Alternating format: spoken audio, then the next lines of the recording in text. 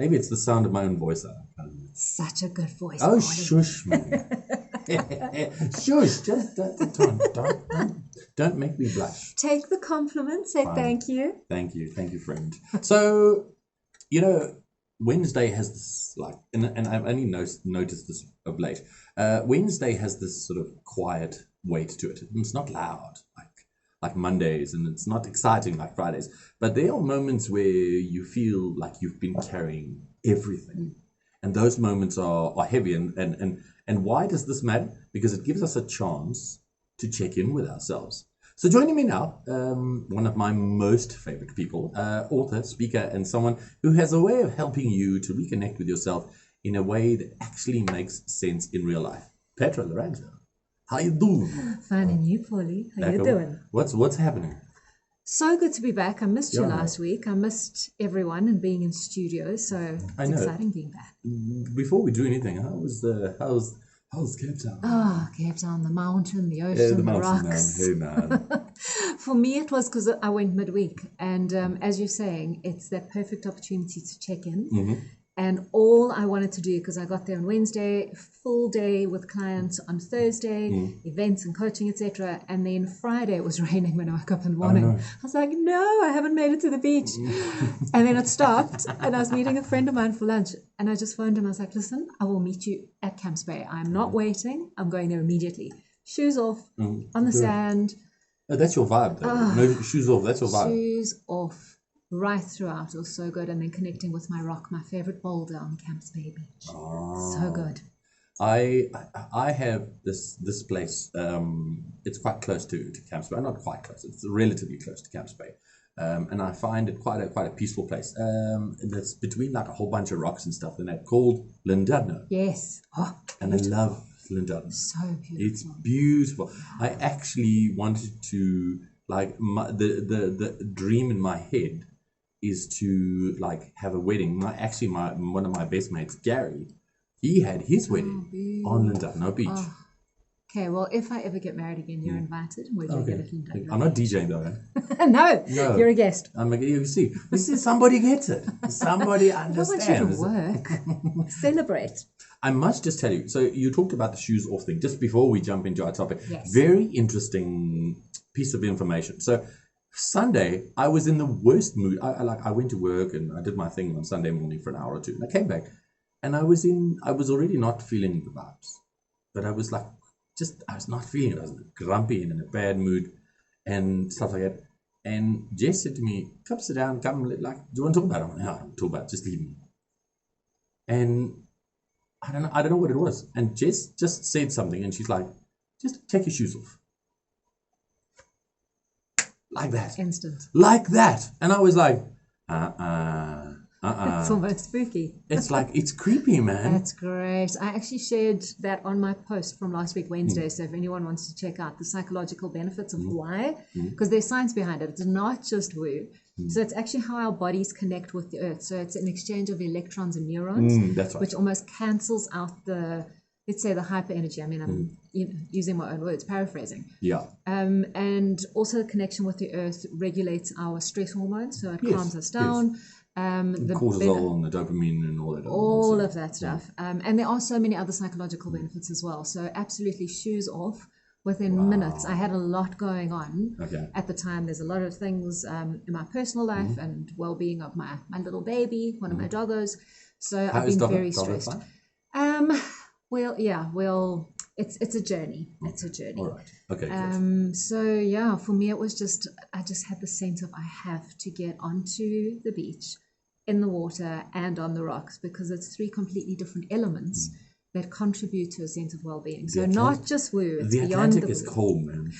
I didn't get a splitting headache like I usually do. I was very proud of myself. The Atlantic is cold.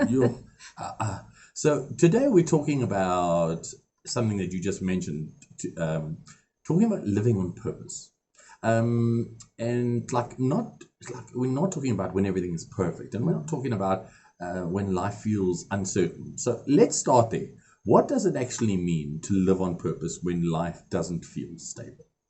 So, for example, you asked me about my dog. So for anyone that doesn't know, she's got some health issues. She's 15. So with her age, putting her through surgery and other treatments is just not very viable. high risk. Yeah, very, very high risk. And I don't know how long I've still got with her. Okay. So I found out this news the day before I had to leave for Cape Town.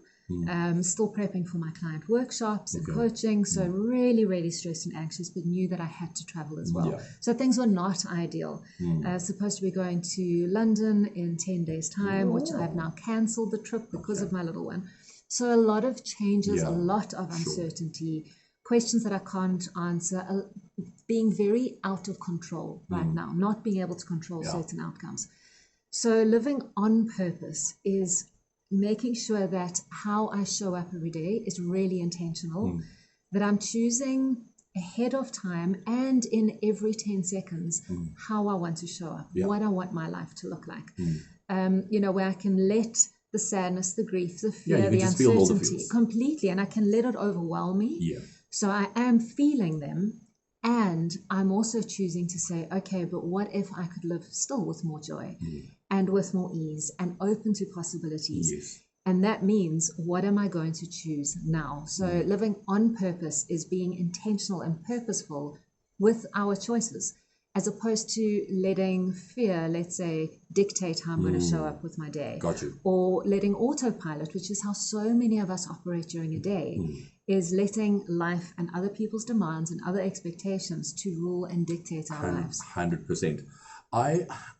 It feels different for me, because, and now that you say you're living on purpose without, now we're not talking about the good times, we're talking about like feeling everything.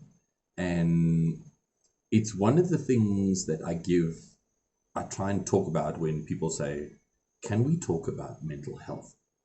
And trying to live in the moment is probably one of the most difficult things that you can do, is to stay present. It's a constant practice. That's 100%. And I had one of those Me Too moments with a friend of mine. A friend of mine says, it's amazing how we slip into autopilot when things are good. And I'm like, same. Yes. Same. Like crazy. So it's one of those things that you have to just kind of like stay present, how do you this is something that I've always wondered. How do you practice gratitude when life really isn't working perfectly? That's such a great question. So this is what I experienced when I was on the beach, and why I wanted to connect with my body. So you're talking about being present. And one of the quickest ways to get present is to get in touch with your body. Yes. So when you're walking on the sand, feel what the sand feels like under your feet. When you're in the water, staying present. So it takes you out of your busy mind, your cluttered mind, your overthinking mind, and brings you into your body. So if you can even just focus on, what your chair feels like right now under you, supporting you, that's going to take you out of your mind and into your body. And the more you connect with your body, that's when your nervous system starts regulating. And that's where there's more space and ease that you can focus on gratitude. And that's what I did on the rocks. So much was going on. And I asked myself the question, which is a really hard question, but it's, what is right about this that I'm not getting?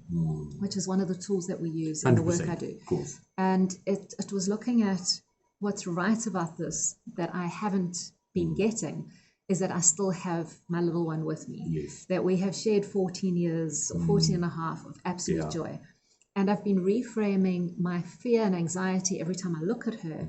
And I consciously, in those seconds sitting on the rock, I decided I'm not going to bring that frequency, that energy. Every time I look at her, I'm choosing, which is the living on purpose part. I am consciously choosing to rather look at her with love and send her love and gratitude, versus, oh my God, I'm so scared, how long, what's going on? So that's the part of living on purpose. And I wrote the book, right? Living on Purpose, the key to change your life and impact others, which was interviewing over 30 phenomenal humans and how their lives changed when they started living intentionally. And that's something that is doable and accessible to every single one of us. Of course. And that's really the invitation. Absolutely. To invite all of us to live on purpose, to actively create the lives that we want. When we come back, we're going to chat a little bit about how does living on purpose make life easier? Does it just make us a little more honest we'll be chatting about that just after the break. Do you like Live, like the band? I was thinking live. We are live. Live the band. I'm special. I'm clever like that. Live the band. I am shocking with band names, but I'll probably recognize the tune. Okay. Well, we're gonna play some live. Okay. So if you know the words, you have to sing along. But I won't switch the mic on. I promise. Good luck to me knowing the words. On the Midday Exchange. Live. I know the band, but I cannot. Is this them? Oh man, of course I know this song. It's from like the 90s. Mm-hmm. Selling the Drama was the album. Throwing Copper was the album. That's the name of the album. 1919. Do you remember it now? Paulie, I remember it. It's a goodie. The first beat. I was like, yes. Yeah, it's a goodie. I was very young when it came out. It's one of my favorites actually. Their album, I think it was I was still in varsity actually.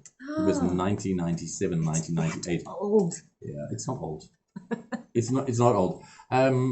Over the last couple of weeks, mm-hmm. we have had an addition of some really amazing people on our show. And one of them chats to me every day. Her name's Monica.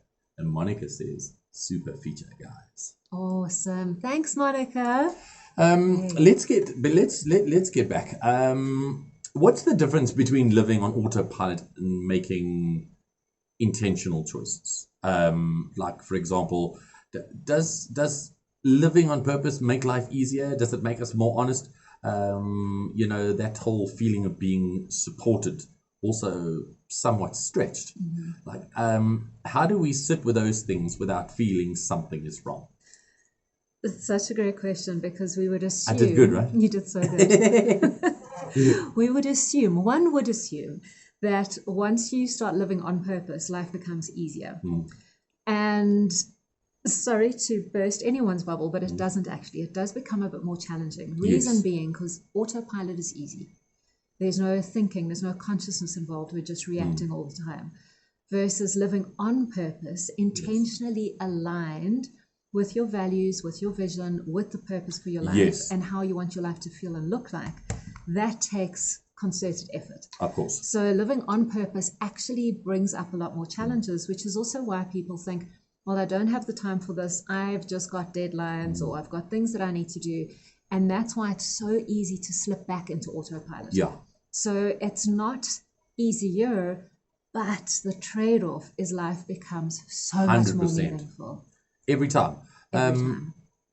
Like something's really sitting, like that thing on Sundays, and it really sat with me for a long time. How easy is it to slip into autopilot without even noticing it?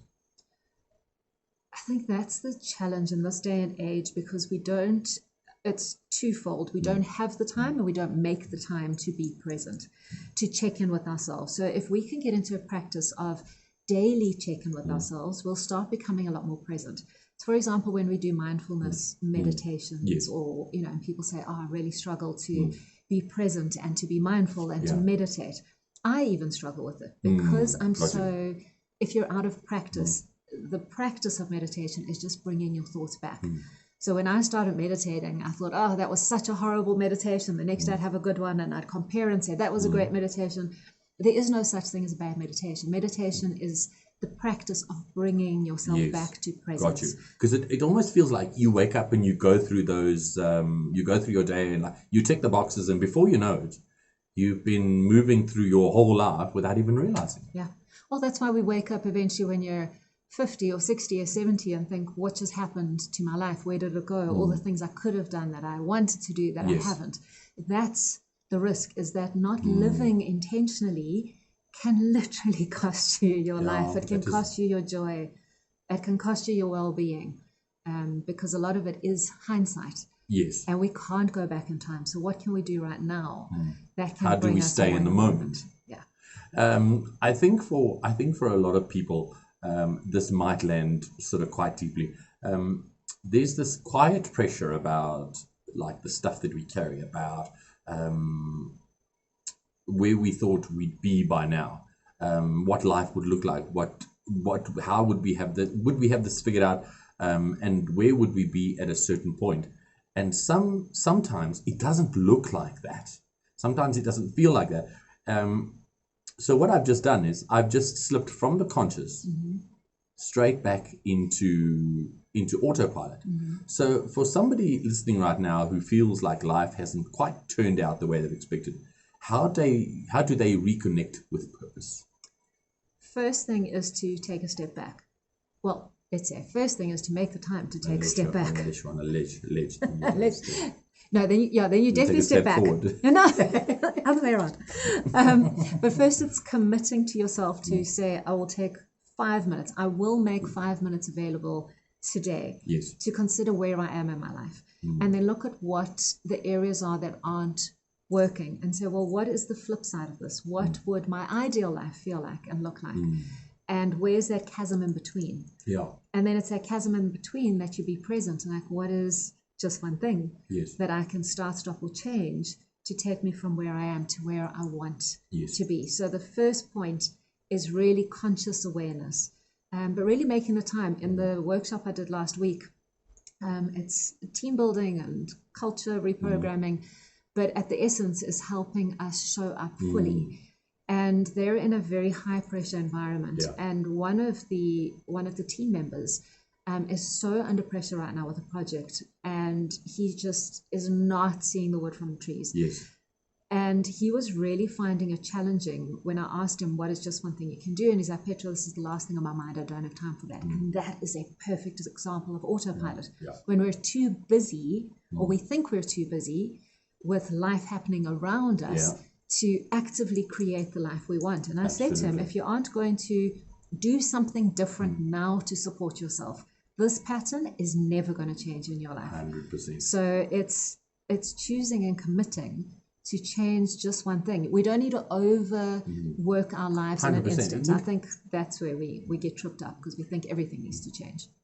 My therapist said to me, she's like, whenever you feel like that, and you feel like there's one thing on top of the next thing, on top of the next thing, on top of the next thing, and she's like, you remember that there's an acronym that we used to use at school called KISS. Keep it simple, stupid. And I'm like, if you topple 3 or 4 things on top of each other, at some point the structure's going to give way. Yes. Yeah. You know, and that not only have you lost one thing, you've lost all 5. And you're kind of like starting from the beginning.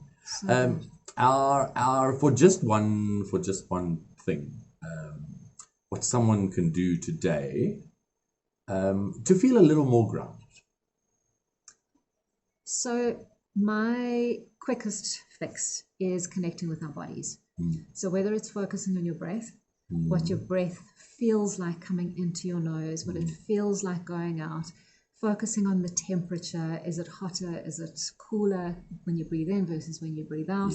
Where else are you feeling it? So when you're breathing out, are you feeling it on your lip, if you've got nice voluptuous lips, for example? So it's really exploring the breath. That's one. The other one is feeling what your body and the sensations of your body against whatever surfaces you're sitting on. So whether it's the back of your legs or your lower back, your shoulders, your hands, the connection points. So it's directing your focus to each different point and sitting there for a few seconds. So that is, those are 2 ways. Other ways is humming, which regulates your vagus nerve. So literally just a deep hum. I do that if I'm about to walk into a meeting or like a high stress environment. I just hum to myself all the way. And it's something that happens, it's the vibration that happens inside with our vagus nerve that regulates and calms us down. So there are all these beautiful somatic tools, which, I mean, you know, I love somatic tools. There's talk therapy, which is life-changing, and it can be, which is part of the work I do. But what's added to it, and that's where I really want to encourage everyone, is connect with your body, do the somatic tools, because we can't outthink our way sometimes out of a stressful situation. Sometimes you have to physically work through our body needs to change something, and then our minds can regulate with it. So those are a few little tips that we can do. Nice. I like it. You're always so smart, man. You're so smart. You give me lots to think about, and I like that. If we want to find videos, books, talk to you, email you, where do we find you? Yay, thank you. So on all social platforms, it's Petra Laranjo, Laranjo. You can get a downloadable sample of my book on my website as well. Cool. So it's a free sample, or onto Kindle. You did get a free copy. So yes, you can get a free downloadable sample or Kindle. If you want a copy of the book, contact me as well. But Instagram, Facebook, LinkedIn, YouTube, which is where this episode's going to be on tonight. And all of our past videos. You work hard, eh? You know, she keeps busy, this one. Yeah. No time for trouble, huh? No time for nonsense, boy. Friend, it is always a blessing. Thank you. Always a pleasure to chat to you. Have you got a tease for us for next week? I do have a tease, which is something we were going to chat about last week, so we've moved it forward. Then you bunked. And then I bunked. I was living my best life at the beach. So it's something that can help us all going into the Easter holidays. A lot of people take holidays, and even for those that don't, it's a great opportunity to reset and recalibrate. So it's a tool that you're probably going to think of, Petra, seriously, is this what we're talking about? But it's something that is overlooked so much and that we don't prioritize. So that's what we're going to be exploring. I think I know what it is, because it's the one thing I definitely don't get. I don't get enough of. Okay. And but I'll tell you a little story about what my therapist tells me about. But I'll tell you about it next week. Okay. Because you're gonna find this. You'll find the analogy quite interesting. Okay. One more time. Website. Where do we find you? PetraLaranjo.com. That's LARANJO. Friend, always a blessing to see you. Lots of love, and we'll chat to you next week. Thank you, and thank you to everyone that's here.